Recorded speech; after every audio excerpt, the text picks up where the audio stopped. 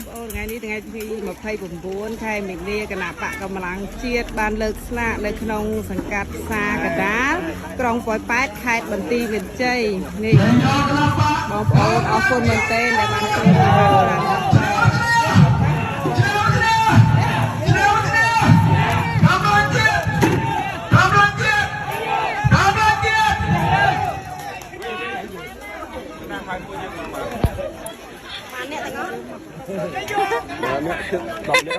អរគុណកូនបើ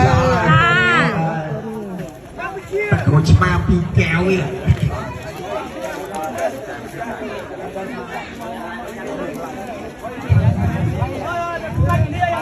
បាទអញ្ចឹងជាមួយជាងសេរីសរងចាក់បៃឡង់ដាក់ប្លង់ឲ្យស្អាតបងបាទសេរីនីវ៉ូម៉ែត្រទឹក